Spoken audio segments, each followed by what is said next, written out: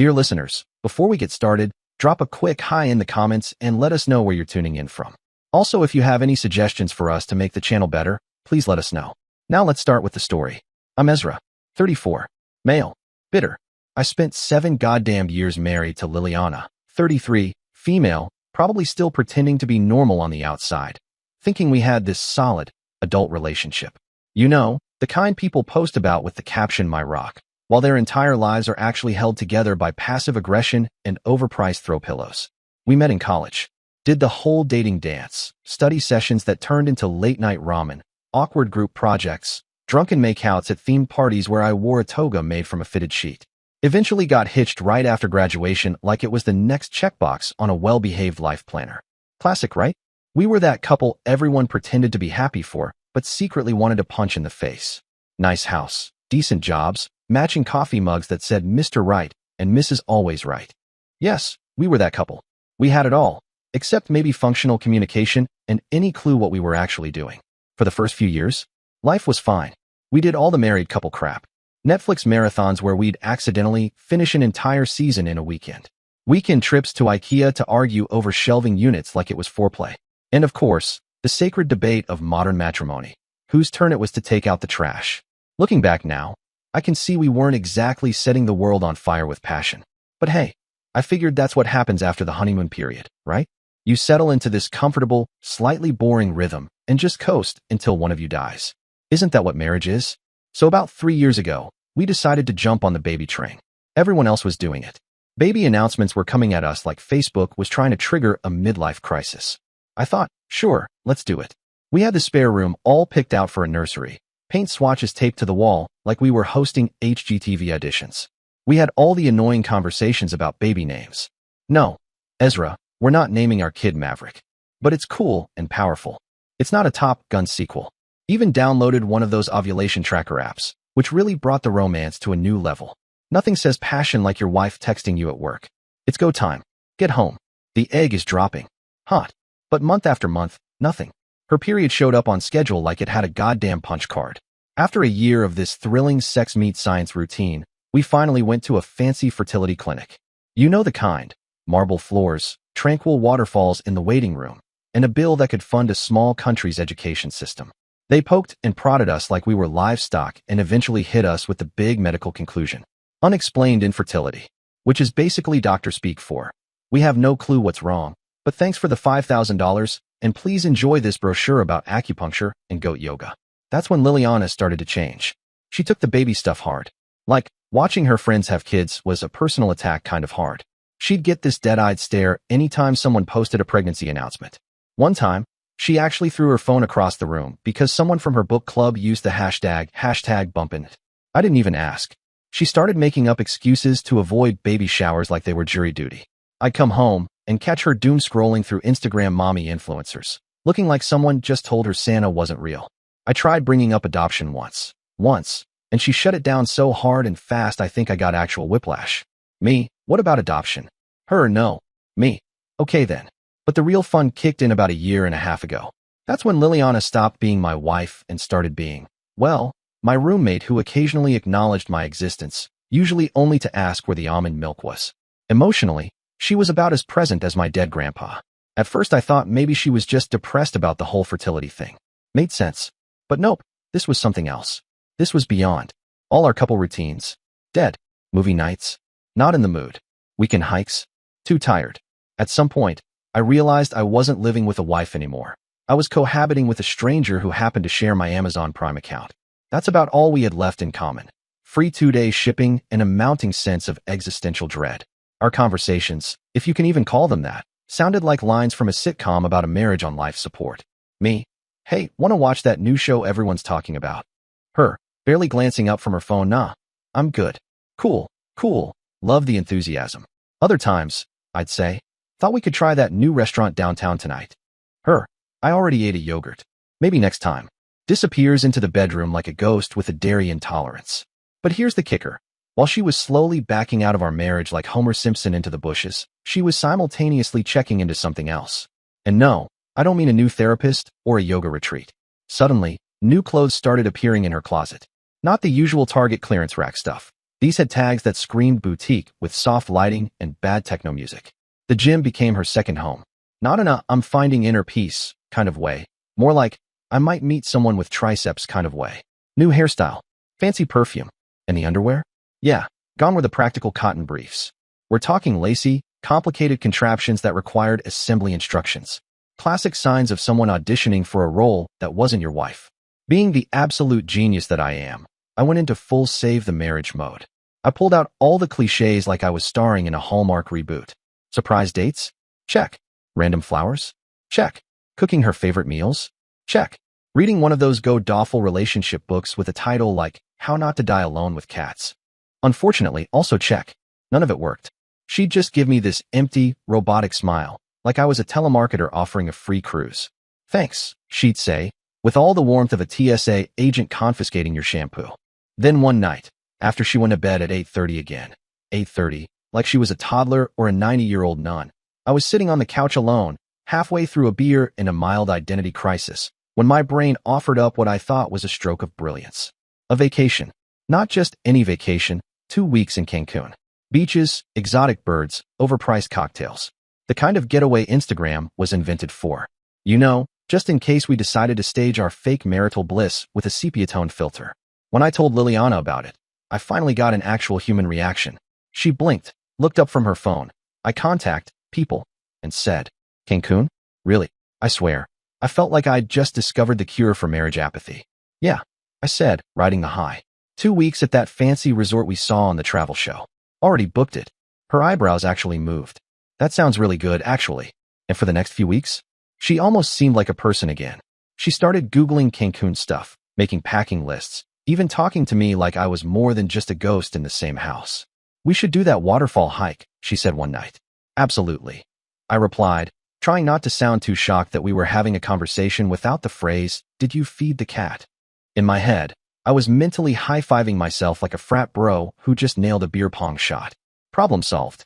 Marriage saved by beaches and bougie cocktails. So the trip begins. Business class flights, because I was still trying way too hard. We land, and the resort is exactly what the brochure promised. Fancy AF. We get our own private villa, with a king-sized bed, private pool, all that bougie stuff. The first couple days in Cancun? Honestly, not terrible. Liliana seemed almost normal. Still not exactly affectionate. No spontaneous hugs, no sly smiles. Definitely no, let's make use of this king-sized bed energy, but at least she was acknowledging my existence with more than the occasional grunt or passive-aggressive sigh. We did some beach time, had a few decent meals. I actually caught her laughing once. Laughing at a waiter's joke that wasn't even funny. Progress. In my head, I kept thinking this is it. We're turning a corner. We're on the comeback trail. Next stop, healthy emotional intimacy. Then came day 3 of our Cancun Save the Marriage tour de desperation. I'd booked this private tour through a famous national park. Waterfalls, monkeys, sloths, you name it. I figured nature would work its magic. We'd reconnect under a majestic canopy of tropical trees. She'd look at me and remember the man she married. Or at least tolerate me again. What could possibly go wrong? Enter Miguel, the tour guide. And I swear to God, this man looked like he walked straight off the cover of a cologne ad. Tall, tanned, chiseled jawline. That kind of effortless scruff that says I climb mountains and also model for Hugo Boss. Perfect teeth. Perfect smile. Perfect freaking everything. Welcome, he says with this accent so smooth it probably qualifies as a massage. I will be your guide for the next week. We have many adventures planned. And I'm like, cool, man. You know, because I'm secure. I mean, sure, the guy looked like he'd been hand-carved by angels, but whatever. I felt bad for him, honestly. Poor dude probably had to babysit cranky American tourists all day and pretend he gave a crap about butterflies. But then I look over at Liliana, and oh no, she's beaming. Not just, oh this is a polite smile beaming. No, this is my ovaries just filed a motion to relocate beaming. Full-on eye-raping the guy like she was trying to telepathically undress him using just her retinas. It was the most animated I'd seen her in years. And suddenly, I ceased to exist. During the tour, Liliana morphs into this chatty, flirty version of herself I barely recognize. She's asking Miguel a million questions, giggling at everything he says like he's doing a tight 10 at the Comedy Cellar. Every 5 minutes it's, "Oh, Miguel, can you help me balance on this rock? Oh no, I'm slipping again, teehee. Like what is this, The Bachelorette, Rainforest Edition?" Then she hits him with, "So how long have you been a tour guide?" while doing that thing where she plays with her hair like she's auditioning for a shampoo commercial. Miguel, flashing those pearly whites that probably have their own Instagram account, goes, 5 years. I studied biology at university, but I love showing people my country more. And Liliana, leaning in like she's trying to smell his soul, goes, that's so fascinating. I've always been interested in biology too. Which was news to me, by the way. In 7 years of marriage, this woman never once mentioned an interest in biology. I could have shown her a diagram of a cell, and she would have thought it was a Pinterest layout. Meanwhile, I'm just trudging along behind them like some sad extra in my own vacation. I could have been replaced by a cardboard cutout in hiking boots, and nobody would have noticed. I tried to jump in a few times. You know, hey, that monkey's doing something weird with its tail. But nope. They were too busy having what might as well have been a private romantic wilderness retreat. Later that night, I tried to talk to Liliana about the tour. You know, just talk, like people in a shared legal union sometimes do. Pretty cool today, right? Saw some crazy birds. That one with the red mohawk looked like it was in a punk band. She barely looked up from her phone. Yeah, Miguel is great. He really knows the area, Liliana said with a dreamy little smile, like she was talking about David Attenborough's hotter, shirtless cousin. I just nodded and shoveled food into my mouth like it was the only thing anchoring me to reality. I could sense something was off, something beyond the usual, we don't even pretend to like each other anymore vibe. But honestly, part of me didn't even care anymore. I was tired. Tired of being the only one still trying to duct tape this sinking ship of a relationship together while she was already floating off on a raft labeled Miguel's abs. Over the next few days, the pattern was as subtle as a foghorn. Around me, Liliana was a bored zombie scrolling her phone like the Wi-Fi signal was her lifeline. Around Miguel, she morphed into this giggly, touchy-fey, eyelash-batting teenager who laughed like his broken English was stand-up gold. And then I started noticing the preparation. She'd freshen up before our tours. New makeup, different outfits, a little extra perfume. One day I swear she wore heels. To a jungle hike. Who does that? We'd be sitting at breakfast, me trying to salvage some kind of normalcy. Beautiful view today, huh? She mumbled, not even looking up, just thumbing through her phone like she was waiting for a divine DM. Want to try that couple's massage the resort offers? I asked another morning. I'm actually pretty tired. Maybe I'll just go to the beach instead. Cut to 10 minutes later, and she's practically sprinting out of the villa in a sundress that hadn't seen daylight in 3 years. Oh wow, what kind of bird is that? Can we go see those waterfalls you mentioned? Is that coffee plantation tour available tomorrow? With Miguel, it was like she'd suddenly discovered that enthusiasm was a thing. By day 5, I finally said, screw it. I stopped trying. No more surprise lunch plans or sad puppy eyes. I started doing my own thing. Went fishing, did solo hikes, spent time at the resort bar bonding with other lost souls, aka random tourists who also thought vacation would fix their dying relationships. And Liliana? She didn't even notice. Half the time, she was gone after our tours ended. I just want to check out the hotel shops. I'm gonna walk on the beach alone. Need some space to journal. Sure. Totally believable. Because nothing screams introspection like getting dolled up and vanishing for hours. Then one afternoon, I came back early from a fishing trip I'd taken solo. Because, surprise, Liliana wasn't feeling well. And walked into an empty hotel room. Silent. Not a shoe in sight. But her phone? It was still there, charging on the nightstand. And as I tossed my keys down, it buzzed. Now, I'm not usually the snooping type.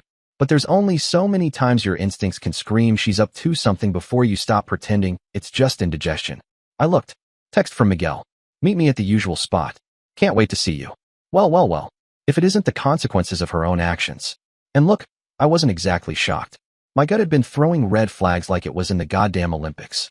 But still, seeing the text? That was it.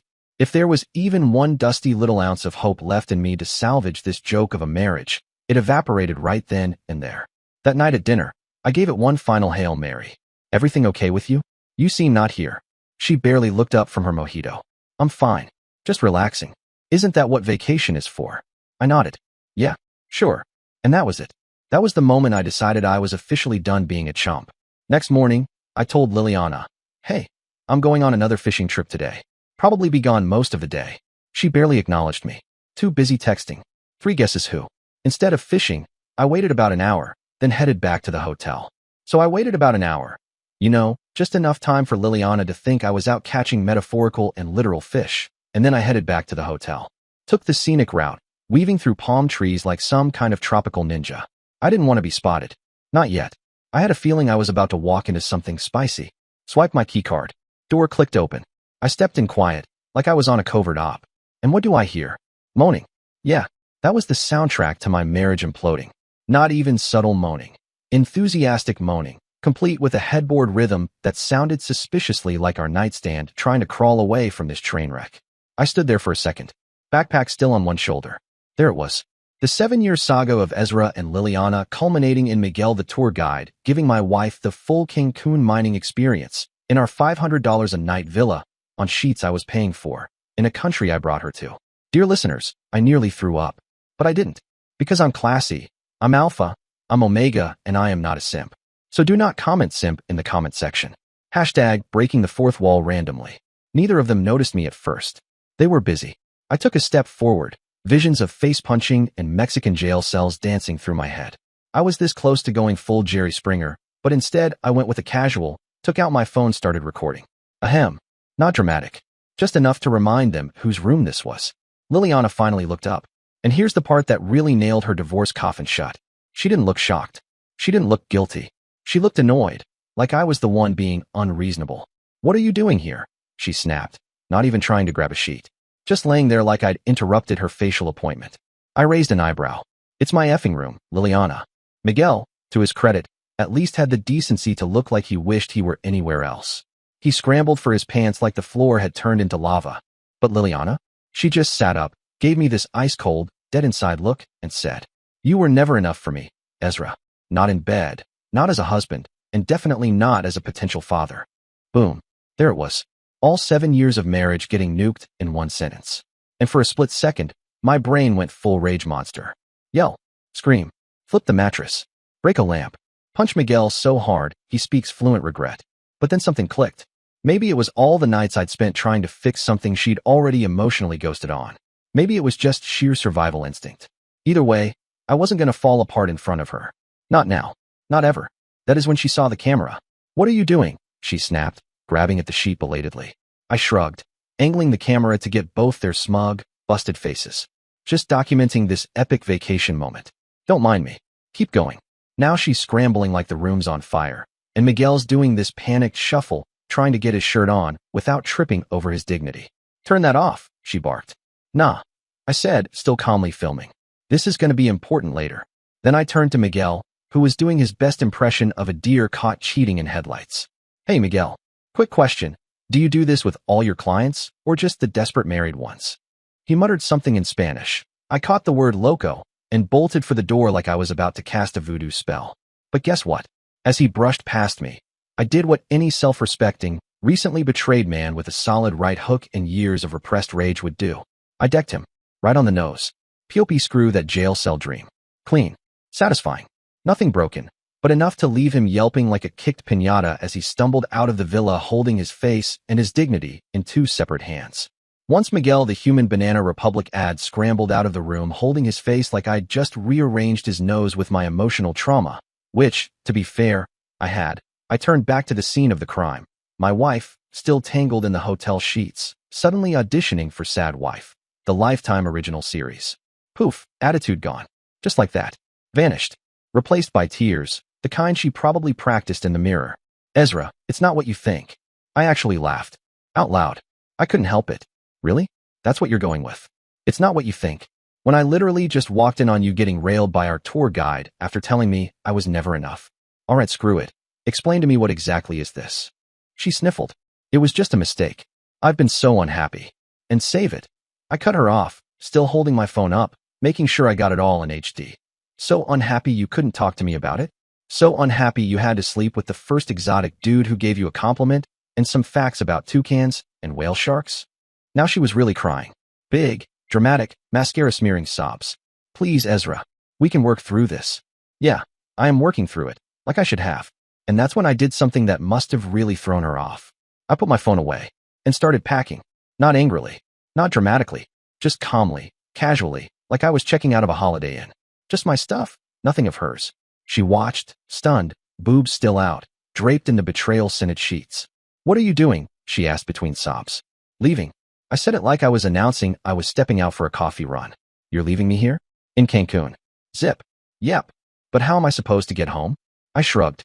"Not my problem. Go talk to Miguel." Her mouth dropped open. I could practically see the gears trying to spin in her head, panic kicking in. I kept going. Oh, and just so we're clear, I said, tossing a shirt into my suitcase. Your flight home? Cancelled. Credit card? Also cancelled. Her face went from sad to shocked to absolutely furious in under 3 seconds. You can't do that. I smiled. Already did. Actually, I lied. I did that a few minutes after I left the room. I slung my backpack over my shoulder and gave her a little wave. Maybe Miguel can help you out. He seems really supportive. I don't have enough cash to. Not my problem. I cut her off again. You probably should have thought about that before you decided to audition for the Cancun reboot of Cheaters. She lost it. Full meltdown. Screaming, throwing insults, going full banshee mode. As I walked to the door, she was mid-scream. I paused, turned back one last time. Oh, by the way, I said, holding up my phone like Simba on Pride Rock. I got the whole "you were never enough" speech on video. Can't wait to show it to the divorce lawyer. And your parents. And our friends. Her scream hit a new octave as I calmly shut the door on it. Click. Straight to the front desk I went. The manager looked up, a little startled. Is everything okay, sir? I smiled. Marital disagreement. My wife is a 304. Nothing major. I booked a different room on the opposite end of the resort, preferably one without the stench of betrayal baked into the mattress. I canceled the credit cards and her plane tickets. That night, I sat out on my new private balcony with a cold drink, ordered room service like a king who'd just liberated his castle, and sent an email to her parents. Attached video. Subject line. Thought you should know why your daughter's stranded in Cancun. CC'd her sister, too. Because I'm generous like that. Then I watched the sunset like a free man, full stomach, warm breeze. And I slept better than I had in years. Funny how losing 150 pounds of dead weight can do wonders for a guy's sleep quality. It's almost like not being married to a lying, mattress-defiling hurricane of entitlement improves your blood pressure. Wild, right? The next day, I got a reply to the video I sent her parents. Just one email. 2 words. We're sorry. That was it. No follow-ups. No, are you okay? No, we'll talk to her. Just radio silence. I figured either they bought whatever twisted fairytale Liliana tried to sell them. He abandoned me in Cancun, with nothing but a hotel robe and a hot tour guide. Or they were just smart enough to keep their noses out of a nuclear fallout zone. Fine by me. The next morning, I flew home. Upgraded myself to first class using the miles I'd been saving for what was supposed to be our second honeymoon. LOL. Instead of celebrating 10 years of marriage in Paris, I was sipping champagne in seat 1A while Liliana was probably begging Miguel to Venmo her cab fare. Honestly, I didn't know or care how she managed to get home. Maybe she hitchhiked with a pack of monkeys. Maybe Miguel had frequent flyer points. Not my circus. Not my monkeys. Not my wife. The flight gave me a solid chunk of time to think. 7 hours, a couple tiny bottles of wine, and a brownie the size of a credit card later, I had a plan. A game plan. The kind of plan that would make a chess grandmaster nod slowly and mutter, damn. First thing I did when I got home, called the most ruthless divorce attorney in the city. Not the most affordable. Not the nicest. I wasn't looking for a hand-holding therapist in a blazer. I needed a weapon. The kind of guy divorcees whisper about in courtroom hallways. The kind of lawyer who doesn't carry a briefcase. He carries a scythe. Ron Jeremy. No relation to that Ron Jeremy. This Ron looked like a hitman who moonlighted as a DJ at a vampire nightclub. His office was dimly lit, smelled faintly of Victory and printer toner, and had a crystal decanter of something that looked suspiciously like aged blood on his desk. He had a jawline carved from vengeance and a stare that could cross-examine your soul. I sat across from him and handed over the video. Liliana, mid-affair, mid-bed, mid-dash, you're not enough, monologue. The whole cringe symphony in glorious 1080p. Ron didn't blink. He watched it in full like a film critic at Cannes. Then he leaned back in his leather chair, fingers steepled, a small smile creeping across his face like a shark deciding which limb to eat first. So let me get this straight, he said, voice smooth and low, like a sermon delivered by Satan himself. You have clear video evidence of your wife cheating. She admits she's unhappy. She insults you. And you left her in another country? Yep, I said, wondering if he was about to judge me or light a cigar and declare vengeance. Instead, Ron let out a low chuckle. Cold. I like it. She'll probably try to use that against you, he added, almost hopefully, like he wanted her to try. I shrugged. Didn't force her to stay. I just turned off the money faucet. She's an adult. Ron nodded with something resembling admiration. Fair enough. Then, business mode activated. The house, whose name? Mine, I said. Bought it before the wedding. Her credit was trash. Eyebrow twitch. Cars. Also mine. Now Ron was smiling. Not friendly smiling, Predator smiling. Like a lion just told the gazelle voluntarily rolled itself in barbecue sauce. An income, he asked. I make about triple what she does. He leaned forward like a conductor ready to unleash a symphony of annihilation. Beautiful, he said. Here's what we're going to do. What followed was a week-long blur of controlled demolition. Ron was the architect, and I was just his grateful client watching him build a fortress out of my crumbling marriage. Removed Liliana from every account like she was a Netflix profile I didn't recognize. Canceled joint credit cards like they were tickets to a concert I no longer had interest in. Changed passwords like I was Jason Bourne going off-grid. I opened a new bank account she didn't even know existed, Fort Knox with a checking feature. Then came the great documentation. Photos of every stick of furniture, every appliance, every toothbrush holder that was mine pre-marriage or purchased with my money. Ron wanted receipts? I gave him an archive. I moved all the important stuff, family heirlooms, expensive gear, irreplaceable memories, into a storage unit under lock and key. Not because I was petty. Okay, I was petty adjacent, but because I didn't trust Liliana not to rage decorate the living room with a baseball bat.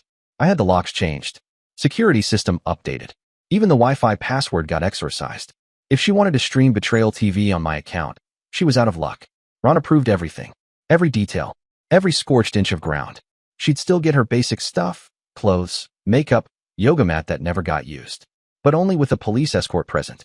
Ron assured me it was all perfectly legal, since the house was mine, and the law, much like Ron, doesn't coddle cheaters. Technically, I could have evicted her immediately. Legally, morally, spiritually. Every Lee you can think of gave me the green light. But hey, I'm not completely heartless. Just, like, 3/4 heartless. Tops. She could stay until the divorce was final. As long as I wasn't there. But, small problem. It was my house. So guess what? I was always there. Every damn day. So, hell no, she cannot enter my house. Liliana finally made it back to the States about a week after I did. No idea how she managed it. Maybe she traded that fancy perfume for a Spirit Airlines ticket. Maybe Miguel sold his abs for airfare. I don't know.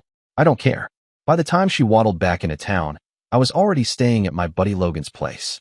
Which meant she came home to a half-empty house, new locks, and a beautifully worded letter from Ron, explaining, very professionally, how she could contact him to schedule a police-escorted retrieval of her personal belongings. Naturally, she lost her mind. My phone lit up like a Christmas tree hooked up to a car battery. You can't just lock me out of my house. Where's all your stuff? My credit cards aren't working. Answer me, you coward. Oh, sweetie, you think I'm gonna reply? Nah. Forwarded the entire soap opera to Ron. Man's got a whole subfolder in his inbox now labeled Unhinged Screaming. Ron's advice? Total silence. Let her spiral. Let her scream into the void. Let her dig her own grave with text bubbles. She showed up at Logan's place a couple times, banging on the door like she was auditioning for The Purge, Suburban Edition. I didn't answer. Logan didn't answer. We watched from the window while eating popcorn. After her third surprise visit, Logan installed a doorbell camera. Not for security, just for entertainment. Nothing like watching your soon-to-be ex-wife in full meltdown mode, ranting into a Ring camera like a discount soap actress. 2 days after she got back, Liliana got served at work. Yep, at work. Middle of the office. Maximum audience. A lovely man in a suit walked up, smiled, and handed her a thick envelope. Inside, the divorce papers. Grounds, adultery. With a video attachment. The terms? No alimony. No property. No car. Just her clothes, her toiletries, and a lifetime of regret. Also, any future communication? Through lawyers only. Ron gave me a little look when I signed the filing. You're really going scorched earth on this one. I didn't even blink. She nuked our marriage with her legs spread. I said flatly. I'm just making sure she doesn't walk away with a party favor. Liliana didn't go quietly, of course. She tried all the classics. Crying to mutual friends. He's being so cruel. I made a mistake. Calling my parents. Bad move. They never liked her. My mom once called her a social climber in kitten heels. Showing up at my work. Security escorted her out before she could even fake a tear. I said nothing. Zero. Radio silence. The only people who knew the real story were my inner circle, my boys, my parents, and, of course, Ron the Avenger. Our friends were split. Some instantly sided with her, gobbling up whatever emotionally manipulative casserole she cooked up. Others? They reached out to me, curious. I just want to hear your side, man. So I sent them the video.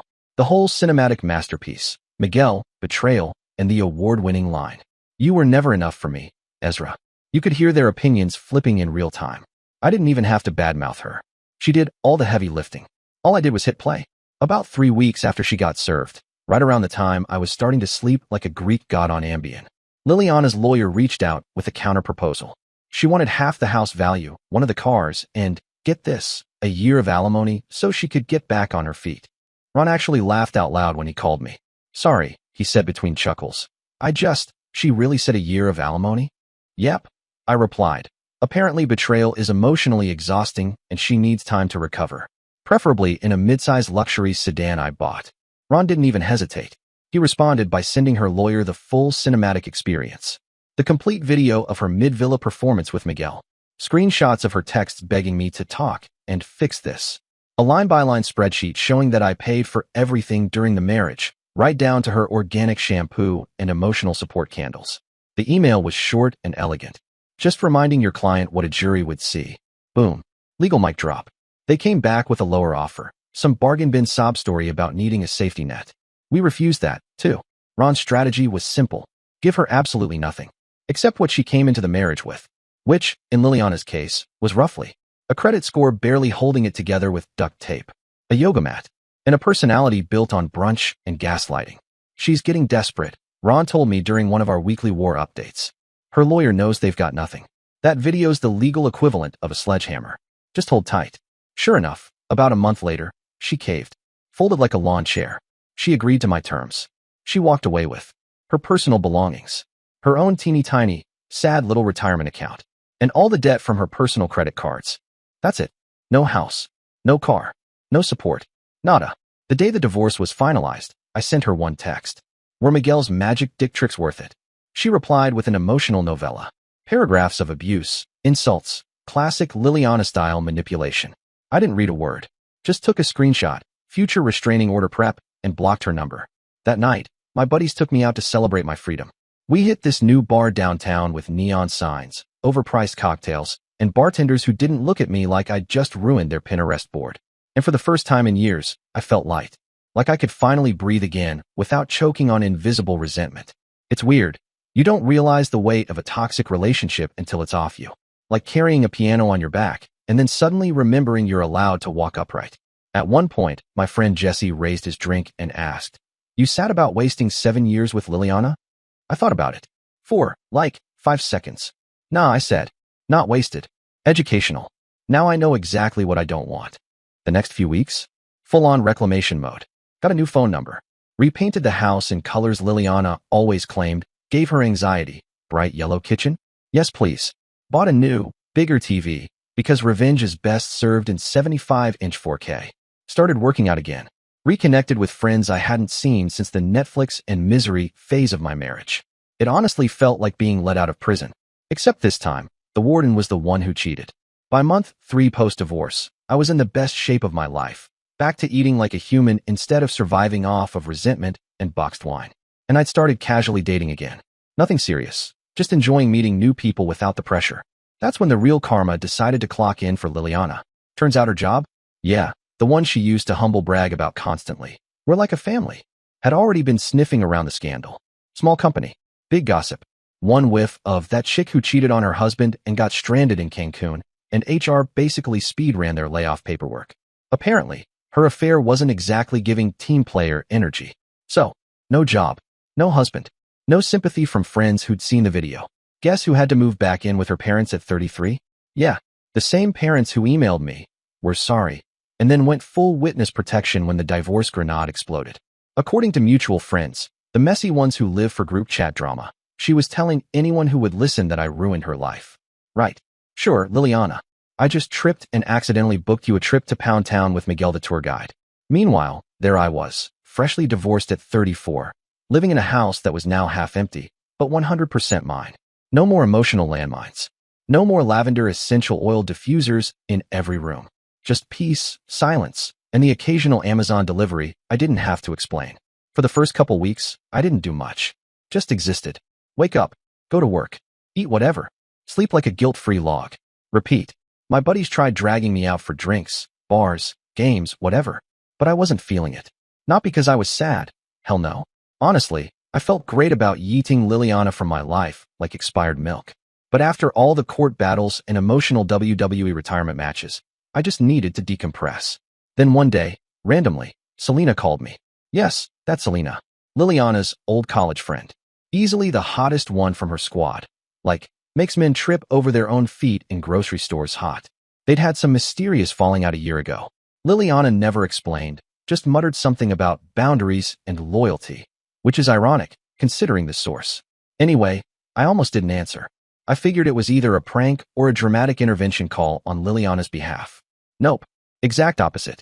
Selena opened the call with, "Hey, I heard what happened, and I just wanted to say I'm really sorry. Also, Liliana's full of shit. Go on." She dropped a bomb right there on my Bluetooth speaker. Apparently, she and Liliana had stopped being friends because, get this, Liliana had been talking about cheating on me a year before the whole Cancun Cuckfest. Like, planning it. Selena told her it was wrong.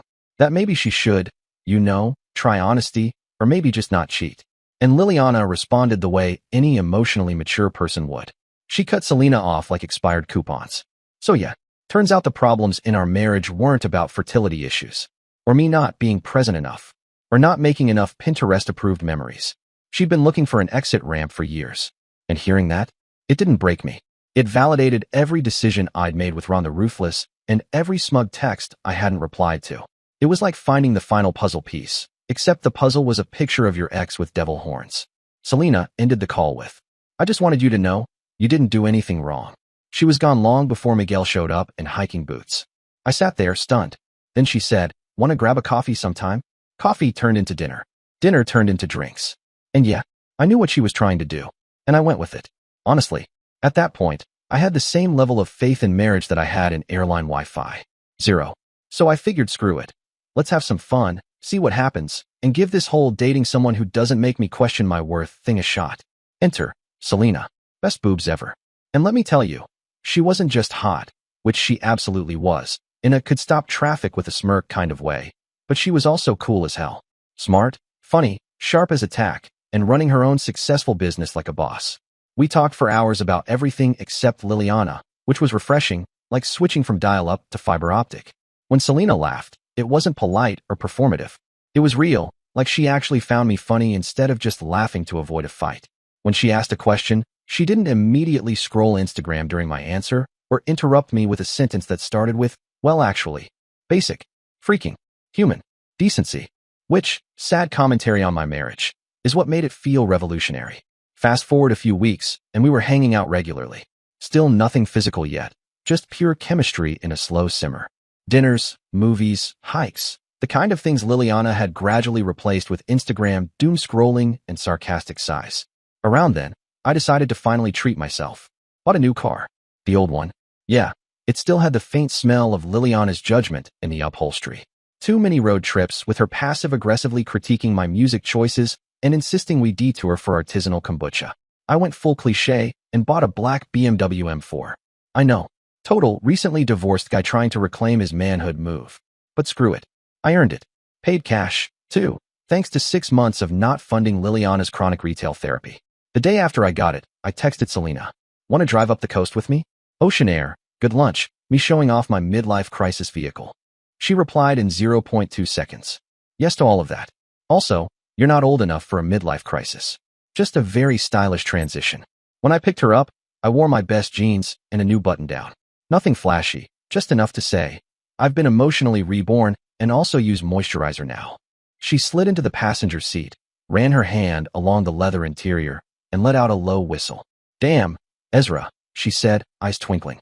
"This smells expensive." "It smells like freedom, Selena," I said with a grin. And a 3.0-liter twin-turbo straight-six. We had an amazing day. Windows down, music up, just cruising like we were in a movie montage that didn't end in betrayal. We stumbled on this little oceanfront seafood shack neither of us had been to before, ate way too much calamari, walked along the beach like teenagers pretending we weren't adults with taxes. And at one point, she grabbed my hand. Just grabbed it. No agenda. No performance. Just human connection. It felt good. Like, unexpectedly good. The kind of good that sneaks up on you and whispers, "Hey, remember Joy?" That evening, I dropped her off, and she invited me in for a drink. Spoiler, there was drinking involved. And also a passionate reconnection with the concept of sleep deprivation for good reasons. Next morning, we hit up this cute little cafe near her place for breakfast. I was riding the high of a great night, great company, and bacon cooked by someone who wasn't silently resenting me. And that's when I saw her, Liliana, standing in the doorway of the cafe like the villain in a soap opera cliffhanger. Frozen, face like she'd seen a ghost. Or worse, me happy. For a second, nobody moved. Not me, not Selena, not the poor barista caught mid-latte art. Then Liliana's face morphed. From shocked, to annoyed, to full-on lava-eyed rage. And without a word, she stormed over to our table. I tensed up the second I saw her coming. Liliana, storming across the cafe like she was late for a tantrum. I was bracing myself for a full scene. Tears, screaming, some kind of fainting maneuver for sympathy points. Maybe even a flying coffee mug if things really escalated. But nope, she didn't throw anything. She just stood there, glowering. Not at me, of course. Oh no, that would have made sense. She was glaring at Selena, like this was The Bachelor, and I was a rose ceremony prize she forgot she'd dumped on national television. The sheer audacity of this woman, like I was still her emotional property. Like I'd wandered off the leash and was now fraternizing with rival packs. I didn't stand up, didn't say a damn word at first. Just looked at her over my coffee like she was a loud ad I couldn't skip. Then I raised an eyebrow and said, as politely and sarcastically as possible, "Can we help you?" She ignored me. Classic. All her venom was laser-locked on Selena. "Backstabbing bitch," she hissed, loud enough for the entire cafe to hear. "Always knew you wanted to steal him from me." I half expected Selena to respond by flipping the table. Instead, cool as a glacier, she didn't even blink. She just took a long, slow sip of her coffee, looked Liliana right in her tear-glazed crazy eyes, and said, "You already threw him away. I didn't steal anything." Chef's kiss. That's when Liliana pulled the OL tear switcheroo. You know, insta-sobbing, like she'd been storing tears behind her eyelids like backup sprinklers. She turned to me, voice cracking like she'd rehearsed this in a mirror. "I miss you. I made a huge mistake. Miguel manipulated me." Ah yes, Miguel, the very persuasive guy whose idea of foreplay was a zipline and a biology trivia quiz. She said she'd been calling me for weeks, which was technically true. She had. I just blocked her faster than a bot account offering free crypto. Then came the kicker. "Can we talk about reconciliation?" I looked at my watch, all casual. Wow, for whole months. Honestly, faster than I expected. Her face crumpled. We're talking Oscar-worthy sad wife meltdown. She sobbed about losing her job. No mention of why, of course. How she'd moved in with her parents. How none of her friends wanted to hang out anymore. "My life is a mess," she sniffled, like it was a plot twist I hadn't seen coming. I shrugged. Sounds rough. Not sure what that has to do with us, though.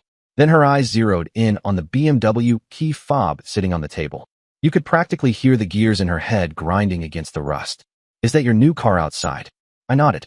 That's when the meltdown hit DEFCON 1. She absolutely lost it, shouting about how I was spending our money on luxury cars and new girlfriends while she couldn't even afford groceries. That's when I calmly leaned back, smiled, and said, "Correction, not our money. My money. You remember, you used to spend it on organic goat cheese, hot yoga, and girls' weekends in Napa. The difference is, now I spend it on people who don't cheat on me with national park tour guides." Silence. Like, pin drop silence. The entire cafe had gone still. Baristas frozen mid-pour. Cutlery suspended in air. People mid-bite, just watching our little daytime drama unfold like it was their favorite telenovela. Everyone watching our little drama unfold. The cafe manager started walking toward us, looking like he was 2 seconds away from ejecting all of us with the kind of professionalism reserved for cranky toddlers and drunk bachelorette parties. I figured we were about a minute from getting banned from the premises, so I stood up, dropped a 20 on the table to cover the bill, and decided to end this little matinee meltdown on a high note. I took Selena's hand, looked Liliana dead in the mascara-streaked eyes, and said, "You made your choice in Cancun. You don't get to change your mind just because your backup plan didn't work out. Best of luck with your life, but it's not my problem anymore." Mic dropped. Scene closed. Then we walked out, cool, calm, collected, leaving her standing there like a statue sculpted out of regret and entitlement while the rest of the cafe silently judged her like a very caffeinated jury. As we pulled away in the BMW, which, I must say, looked damn fine in the morning sun, I glanced in the rearview mirror. There she was, standing in the doorway, watching my new life literally drive off without her. The look on her face? Somewhere between soul-crushed and, I just realized I shouldn't have broken up with someone who pays taxes on time. Selena squeezed my hand and said softly, "I'm sorry you had to deal with that." I shrugged, eyes still on the road. Honestly, seeing her and feeling absolutely nothing, that was the best closure I could have asked for. And it was true. The woman I thought I loved, the one I stayed up late for, fought for, cooked for, sacrificed for, that woman? She never actually existed.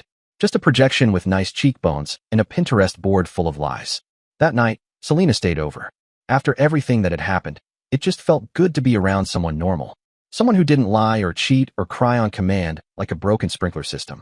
As we lay in bed, she turned to me and asked quietly, "Do you miss her? Or, miss being married?" I thought about it. Genuinely. "I miss who I thought she was," I said. "But that person? She never actually existed. So no, I don't miss her. Not the real her." Selena just nodded, understanding me with a kind of quiet empathy that didn't need long speeches or emotional manipulation.